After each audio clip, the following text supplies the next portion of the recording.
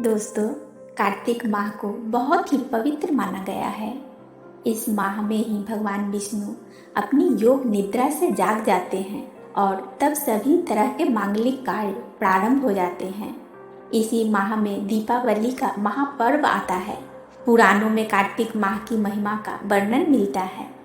इस माह में दीपदान, स्नान, विष्णु पूजा और तुलसी पूजा के साथ ही पौराणिक कथा सुनने का बहुत ही खास महत्व होता है।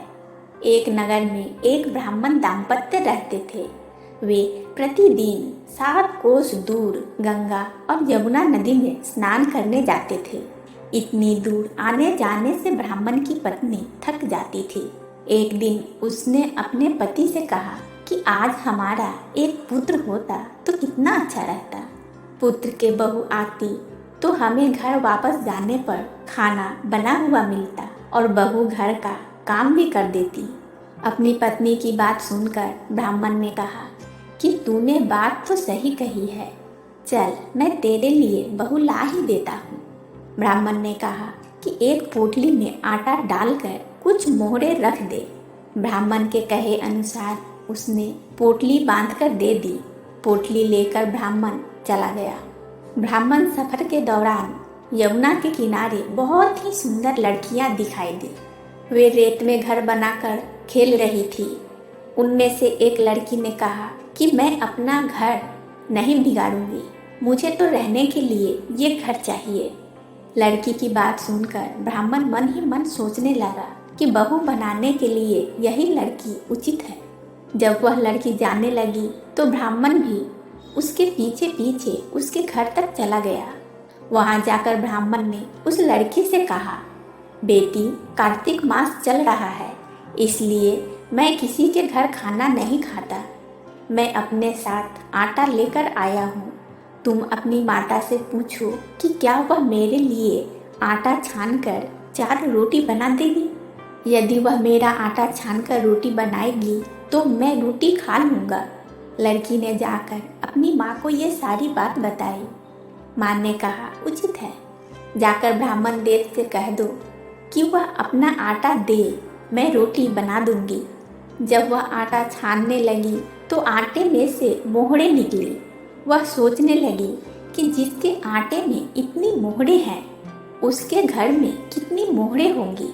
जब ब्राह्मण खाना खाने बैठा तो लड़की की माँ ने उस ब्राह्मण से पूछा, क्या आपका कोई लड़का है और क्या आप उस लड़के की सगाई करने जा रहे हो। यह सुनकर ब्राह्मण ने कहा कि मेरा लड़का तो काशी में पढ़ने गया हुआ है, लेकिन यदि तुम कहो तो मैं खंड कटोरे से विवाह करके तेरी बेटी को अपने साथ ले जाऊं। लड़की की माँ ने कहा, ठीक है ब्राह्मण देवता। इस पर लड़की की माँ ने लड़की की खंड कटोरे से शादी करके ब्राह्मण के साथ भेज दिया। ब्राह्मण ने घर आकर कहा, रामू की माँ, दरवाज़ा खोलकर देखो, मैं तेरे लिए बहू लेके आया हूँ। ब्राह्मण की पत्नी भीतर से ही बोली, हमारे तो कोई बेटा बेटी नहीं है, तो बहू कहाँ से आए। दुनिया ताने मारती थी, अब आप भी मारने लगे। ब्राह्मण ने कहा, तू दरवाज़ा खोलकर तो देख। जब ब्राह्मणी ने दरवाज़ा खोला तो सामने बहू को खड़ी देखा। उसने बहू का स्वागत किया और आदर सत्कार से अंदर ले गई। अब जब ब्राह्मण अपनी पत्नी के साथ नदी स्नान करने जाते तो पीछे से बहू घर का सारा काम करके और खाना बनाकर रखती थी। वह उनके कपड़े धोती और रात को हाथ पैर भी दबाती थी। इस तरह बहुत दिन बीत गए। ब्राह्मणी ने अपनी बहू से कहा कि बहू, कभी चूल्हे की आग मत बुझने देना और मटके का पानी खत्म न होने देना। परंतु एक दिन चूल्हे की आग बुझ गई।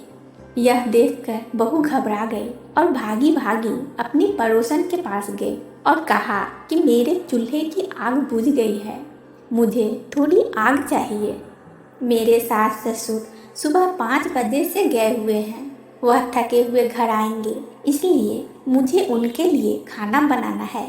यह सुनकर पड़ोसन ने कहा कि तू तो बावली है, तुझे यह दोनों मिलकर पागल बना रहे हैं। इनके कोई पुत्र नहीं है, ये निसंतान है। बहू ने कहा, नहीं ऐसा मत बोलो, इनका बेटा तो बनारस काशी में पढ़ने गया हुआ है। इस पर पड़ोसन ने कहा कि यह तुझसे झूठ बोल कर लाए हैं, मेरी बात सच मान, इनके कोई बेटा नहीं है। अब बहू पड़ोसन की बातों में आ गई और कहने लगी कि आप ही बताओ मैं क्या करूं। पड़ोसन ने कहा कि करना क्या है, जब तुम्हारे सास ससुर आए तो जली हुई रोटियां बनाकर देना और बिना नमक की दाल बनाकर देना। खीर की करछी दाल में और दाल की करछी खीर में डाल देना। पड़ोसन ने उसे अच्छे से सिखा पढ़ा दिया। फिर जब उसके सास ससुर घर आए तो उसने न तो उनका आदर सत्कार किया, न ही उनके कपड़े धोए।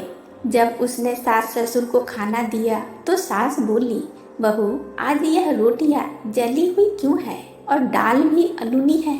तब बहू ने पलटकर कहा कि एक दिन ऐसा खा लोगे तो कुछ बिगड़ नहीं जाएगा तुम्हारा। सास ससुर को खरी खोटी सुनाकर वह फिर से पड़ोसन के पास गई और बोली, अब आगे क्या करना है। पड़ोसन ने कहा कि अब तुम सातों कोठी की चाबी मांग लेना। अगले दिन जब वे स्नान करने के लिए जाने लगे तो बहू अड़ गई कि मुझे सातों कोठी की चाबी चाहिए। तब ससुर ने कहा कि इसे चाबी दे दो। तब सास ने बहू को चाबी दे दी। सास ससुर के जाने के बाद जब बहू ने दरवाजे खोले तो देखा कि किसी में अन्न भरा है, किसी में धन भरा है और किसी कोठे में बर्तन पड़े हैं। जब उसने सबसे ऊपर का सातवां कोठा खोला तो देखा कि शिव जी, माता पार्वती, गणेश जी, लक्ष्मी जी, पीपल पथवारी, कार्तिक के ठाकुर, राई दामोदर, तुलसी जी का बिरवा, गंगा यमुना और 33 कोटि देवी देवता विराजमान हैं। वहीं पर एक लड़का चंदन की चौकी पर बैठा माला जप रहा है। यह सब देखकर उसने लड़के से पूछा कि तुम कौन हो। तब लड़का ने बोला कि मैं तेरा पति हूँ, अभी दरवाज़ा बंद कर दे, जब मेरे माता पिता आएंगे तब दरवाज़ा खोलना। यह सब सुनकर बहू बहुत खुश हुई और 16 श्रृंगार कर सुंदर वस्त्र पहनकर अपने सास ससुर का इंतजार करने लगी। उसने अपने सास ससुर के लिए अच्छे अच्छे पकवान बनाए। जब उसके सास ससुर घर आए तो उसने उनका आदर सत्कार किया और प्रेम पूर्वक खाना खिलाया और हाथ पैर दबाने लगी। पैर दबाते दबाते बहू ने कहा कि माँ, आप इतनी दूर गंगा जमुना स्नान करने के लिए जाती हो तो आप थक जाती हो, इसलिए आप घर पर ही स्नान क्यों नहीं करती हो। यह सुनकर सास कहने लगी कि बेटी, गंगा जमुना घर पर तो नहीं बहती है। तब उसने कहा, हाँ माँ जी, बहती है, चलो मैं आपको दिखाती हूँ। जब बहू ने सातवां कोठा खोलकर दिखाया तो उसने शिव जी, माता पार्वती जी, गणेश जी, लक्ष्मी जी, पीपल पथवारी, कार्तिक के ठाकुर, राय दामोदर, तुलसी जी का बिरवा, गंगा जमुना बह रही थी और 33 कोटि देवी देवता विराजमान थे। वही चौकी पर बैठा एक लड़का माला जप रहा है। माँ ने उसे देखकर कहा कि बेटा, तू कौन है। लड़का बोला, माँ मैं तेरा बेटा हूँ। तब ब्राह्मणी ने पूछा कि तू कहाँ से आया है। लड़के ने जवाब दिया कि मुझे कार्तिक दे ने भेजा है। माँ ने कहा, बेटा यह संसार कैसे मानेगा कि तू मेरा बेटा है। माँ ने कुछ विद्वान पंडितों से मदद मांगी। पंडितों ने कहा, इस बार बेटा बहू खड़े हो जाएं और उस पर माँ खड़ी हो जाए।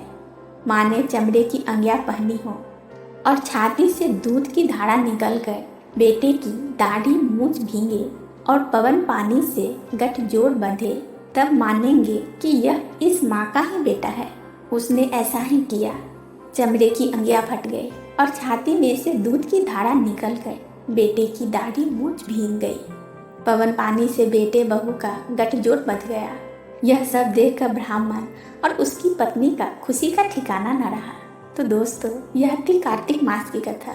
हे कार्तिक के ठाकुर, जैसे ब्राह्मण और ब्राह्मणी को बेटा बहू दिया, वैसे सबको देना। कार्तिक मास की कथा कहने, सुनने और हुंकार भरने वाले सब पर आप अपनी कृपा बनाए रखना प्रभु। दोस्तों, कथा अच्छी लगी हो तो कमेंट्स बॉक्स में जय श्री कृष्णा लिखना ना भूलें। वीडियो को एक लाइक कर दीजिएगा और इसी तरह की कहानी सुनने के लिए दोस्तों मेरे चैनल को सब्सक्राइब करें। बेल आइकन को ऑन कर लीजिएगा और इसे ज़्यादा से ज़्यादा लोगों में शेयर कर दीजिएगा दोस्तों। बहुत बहुत धन्यवाद।